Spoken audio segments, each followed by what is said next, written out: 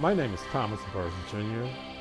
I've been a photographer all my adult life, and I was lucky enough to go to West Africa, study, see the site, and take pictures. I'm here today at one of the best art galleries in Cincinnati, the Joseph Clark Gallery, Arts of Africa. Only thing like this in Cincinnati, Ohio. I'm going to be talking about various pictures that I've taken, and without clarification, I want to start with the first one. I called this Mississippi Grandma. I took this picture on a field trip with one of the artists in Alabama. We went over to Mississippi down in the Delta, and I saw this black lady sitting on the porch, and went up to her, and she frowned at me, and then I asked her, may I take your picture? And then she gave me this beautiful black smile, and I was lucky enough to get that. And this is one of my best pictures. You know, I can put this up against anybody, and it will speak for itself. I was lucky enough to get that, but it was a certain amount of skills printing it, you know, because it's black, white, gray, all the gradation of tone. Once again, black and white photography, you know, it is an art. And I consider myself very fortunate enough to have taken this picture and produced it like it is. Like I said, here it is at the Joseph Clark Gallery, and it speaks for itself. Mississippi Grandma.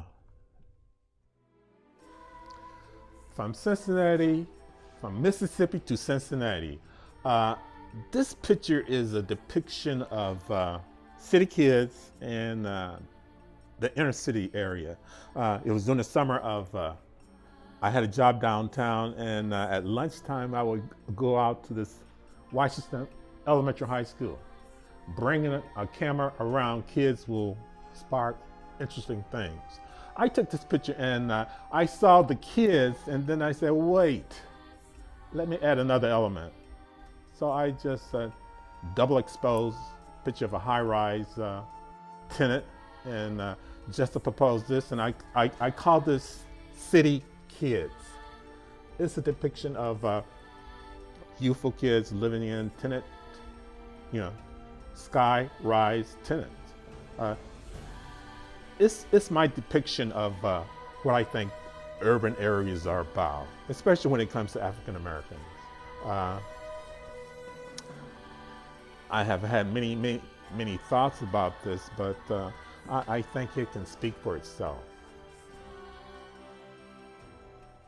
Color, faces of color. This is a very playful picture here I took. It's not Photoshop anything, but it's very simple to do. I use food colors to get the different colors, you know. Red dye number 2, yellow dye lime, and I mixed the red and the green, and I got blue, cyan. But it's my depiction of what I think is pop art, and I have basically updated this picture to put a name on it, but right now it's basically faces of color. Taken back during my student days, it stands on its own.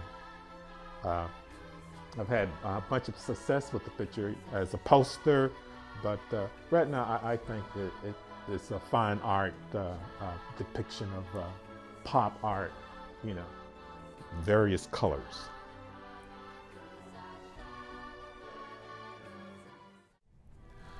Face mask.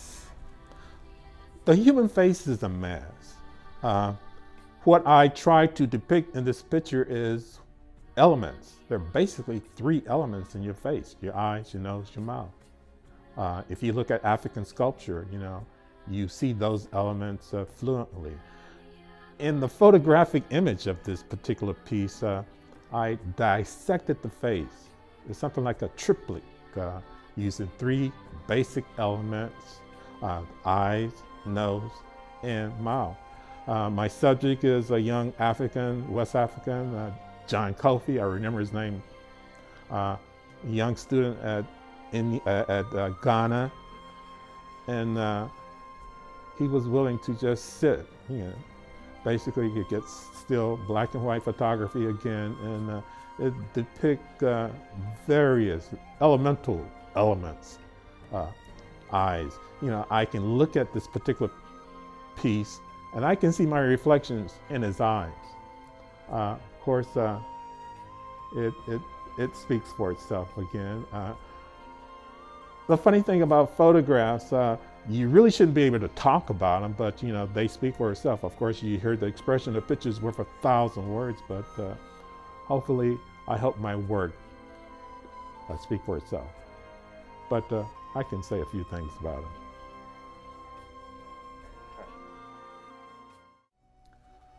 Blacker Visions. This particular picture came about as a result of a contest that was held back in the day. I had a dream about climbing a mountain, and I was climbing this mountain. This eagle came right down, and I woke up, and I thought about, hey, that's my picture. What I did was research the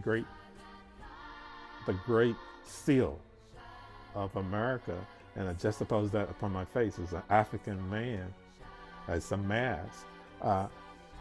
What I'm trying to show is my relentless pursuit of what being a black man in America is about.